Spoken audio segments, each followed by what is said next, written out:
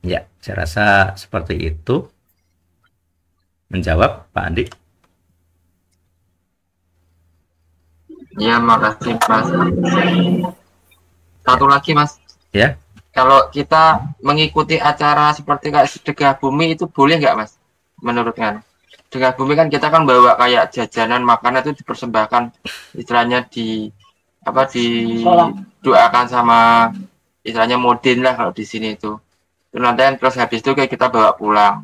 Apakah itu juga sama penerapan seperti kita diundang kendur juga Mas? Kalau saya sendiri, bagi saya sih sama ya. Maksudnya statusnya kan apa namanya? Kita memakan makanan yang bukan buatan kita sendiri, maksudnya.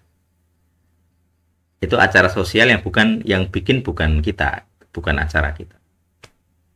Nah, nanti ada beberapa eksperimen. Ya. Saya sendiri belum pernah, ini eksperimen ya, belum pernah merasa apa namanya, merasa dakwaan maksudnya. Kalau tentang apa namanya, sorry, tentang hal-hal yang berkaitan makanan, terus terang saya belum feeling gitu, belum punya kepekaan saya. Misalnya begini, kadang saya sambil ya sambil jalan sambil dolan sama teman-teman yang pick eater gitu, ya mampirnya ke situ gitu. Kemudian saya pengen tahu itu hanya El Sadik dengan saya marah atau tidak gitu ya, dengan saya ikut itu gitu. Sejauh ini saya belum mendengar gitu ya, saya belum mendengar harus fanatik anti sama sekali gitu, saya belum. Kalau menghindari iya, tetapi kalau 100% saya sendiri secara eksperimen belum. Makanya di El Sadik saya tidak punya, termasuk mewajibkan kalian semua juga ngikuti fanatisme yang mana, entah nomor satu, nomor dua, atau nomor tiga, empat, lima tadi. Karena bagi saya sendiri, satu, makanan tidak ada hukumannya, murni makanan maksudnya. Jadi kalau kamu makan lele misalnya, tidak ada hukumannya. Kalau disebut dosa juga sulit, kecuali lele itu dipersembahkan kepada dewa lele atau dewa air, dewa bulan, dan persembahan lele bisa didoakan. Nah itu beda, konteksnya beda. Jadi kalau murni hewannya, itu acuannya bukan spiritual. Kalau disebut dosa juga nggak bisa gitu. Bahkan kalau itu dilarang pun di PL itu nggak ada hukumannya.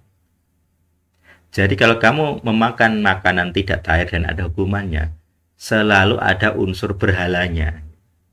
Di Yesaya tadi hukuman untuk pemakan babi itu ada, tetapi selalu dikaitkan dengan berhala, bukan murni makan babinya gitu. Sama seperti kalau kalian makan kerang, makan udang, kerupuk udang misalnya, atau makan terasi gitu ya, lele, belut, bebek dan sebagainya. Kemarin saya dan Pak Filemon habis dari yang naik mobil yang banyak bedos itu, banyak hancur itu, saya share foto dan videonya. Malam-malam kami, kan itu udah jam 10-11 lebih ya, nggak sempat makan. Gara-gara ban bedas jadi nggak, belum bisa makan, makanya malam sekali. Pulang berhenti di pasar gitu. Yang masih ada itu bebek sama lele. Dan pas 3 porsi, jadi saya, Pak Filemon dan istri. Terus saya pilih bebek. Jadi ketika saya milih bebek, Pak Filemonnya bertanya, loh itu kan juga makanan yang ketahirannya nggak tahu gitu. Kemudian saya menjelaskan, saya prinsipnya bukan fanatisme ke itunya, ke 100%, tapi lebih ke konteks menghindari demi alasan kesehatan. Jadi kalau disuruh milih antara bebek dan lele, saya akan milih bebek.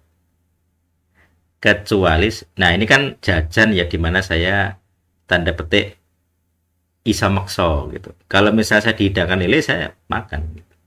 Di rumah kadang hanya ada lele gitu. Bukan saya masak, bukan saya menyediakan. Jadi kalau saya protes, nanti saya gantian diprotes. Kamu itu tinggal makan aja kok bawel gitu. Saya nanti salah gitu. Menyalahi hukum. Hukumnya Tuhan saya rasa. Artinya kesalahan saya ditentukan oleh usaha orang lain. Nah itu saya nggak cocok. Dan tidak ada ayatnya juga. Tidak ada fanatisme seperti itu di ajaran-ajaran Sine, itu tidak ada. Kalau Yahudi pengen suci makanannya, ya dia menyediakan sendiri, dia nyembelih sendiri. Bukan kok nyuruh orang, apalagi posisinya sebagai tamu, sebagai orang yang tinggal makan terus protes gitu. Kan ada itu orang-orang sebelah yang misalnya kayak di penjara. Saya tuh agamanya ini, agama saya melarang babi. Kalian harus menyediakan yang bukan babi. Padahal dia itu apa? Narapidana, penjahat, penjahat anti babi, terus mohon, bukan mohon ya, memaksa kepada negara untuk memberi dia memenuhi kesalehannya. Kamu itu di penjara, tapi masih keluar-keluar dengan kesalehan anti babi. Yang namanya Yahudi KW. Nah itu seperti. Nah dalam ritus-ritus sosial, saya rasa tidak mungkin kamu tidak ikut gitu. Kalau entah di kondangan, entah ya apalah macam-macam kegiatan sosial, pasti kan mereka akan berdoa. Gitu. Apa kamu nggak makan di situ? Ya pasti makan. Kalau saya makan saja. Memang ada beberapa pendeta yang melarang gitu. Tapi kalau mereka melarang, mereka harusnya konsisten. Yaitu apa? Dan mereka tiap hari makan daging berhala, enggak apa-apa, enggak pernah protes. Iman mereka enggak pernah terluka. Kenapa kalau soal acara sosial jadi terluka hatinya atau imannya? Padahal mereka tiap hari makan daging berhala santai-santai saja. Apa mereka mikir bahwa daging itu tanda petik suci dalam iman Kristen? Yang pasti tidak. Lewang tiap kali nyembelih dalam nama ilah, dalam nama berhala, gimana bisa suci? Ya nggak bisa. Jadi itu dengan yang di acara-acara sosial itu sama, itu masuk kategori daging berhala. Nggak ada perbedaan. Apa bedanya? Nggak ada. Sama-sama dipersembahkan dulu. Makanya kita kalau pakai pikiran yang jernih itu kritis gitu. Kalau kamu fanatik dengan anti makanan-makanan di acara-acara sosial yang didoakan kepada ilah lain, lah kamu tiap hari makan, beli di pasar daging seperti Paulus tadi ya, tidak ada keberatan kamu di pasar daging, beli-beli saja, makan saja, padahal itu daging berhala. Kecuali kamu nyembelih sendiri.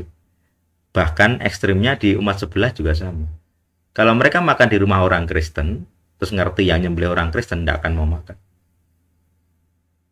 Dari mana aturan itu? Ya dari Yahudi sebenarnya, yang fanatik seperti Petrus tadi.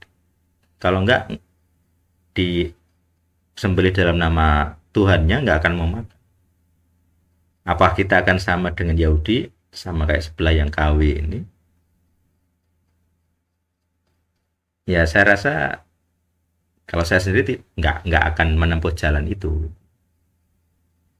Secara khusus kalau itu hewan tahir, secara khusus kalau hewan tahir, maksudnya begini. Dagingnya sapi misalnya, itu kan tahir. Spesiesnya ya, spesiesnya tahir. Kita nggak mikir rekayasanya di ilmu modern gitu. Spesiesnya tahir. Terus dia dipersembahkan kepada berhala. Itu beda status nanti dengan babi atau lele. Sapi yang dipersembahkan kepada berhala dengan mudah disucikan dengan doa dan sabda tadi. Karena ada sabdanya dari sini. Tuhan, engkau sudah mengkhususkan spesies sapi ini berkaki 4 untuk dimakan sebagai hewan tahir. Jadi doamu bisa menyucikan penyembahan berhalanya. Jadi walaupun dia disembelih dengan nama berhala, kalau dia sapi, dengan mudah disucikan dengan darah salib apalagi. Jadi kuasa berhalanya hilang karena hewannya tahir. Nah nanti kalau hewannya tidak tahir, nah itu beda urusan, beda konteks. Nggak bisa pakai ayat ini sebenarnya. Jadi ayat yang disucikan oleh sabda Tuhan dan doa itu agak sulit sebenarnya dipakai untuk hewan-hewan tidak tahir. Karena nggak pernah ada Tuhan bersabda, hai orang percaya makanlah babi. Nggak ada. Jadi kesepakatan Yerusalem itu manusia, bukan sabda Tuhan. Jadi harus beda. Jadi walaupun ditaati dan disepakati, toh nyatanya mereka pun tidak semuanya sepakat. Seperti Paulus tentang makanan berhala itu jelas spesifik makanan berhala. Tapi Paulus masih mentol. Oh, masih tanda petik nggak apa-apa. Gitu. Asal imanmu kuat. Jadi Paulus sendiri dengan konsili Yerusalem nggak sama persis. Dia utusan dari dari konsili itu. Tapi kalau kalian perhatikan di ajarannya itu agak beda dengan yang konsili asli. Jadi memang ada dua versi. Gitu. Jadi bagi saya sendiri, kalau itu acara-acara yang di luar wewenangmu, sucikan saja dengan kuasa darah salib, beres. Jadi kalaupun ada nama berhala di situ, hilang. Karena tidak ada kuasa lain lebih tinggi dari kuasa darah salib. Itu.